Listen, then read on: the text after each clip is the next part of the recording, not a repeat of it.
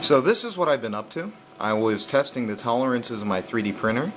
I was able to print this in one go, so every layer, bottom to top, no parts were stuck in there, this was all together. And it works really, really smoothly. I wanted to see just how good it is.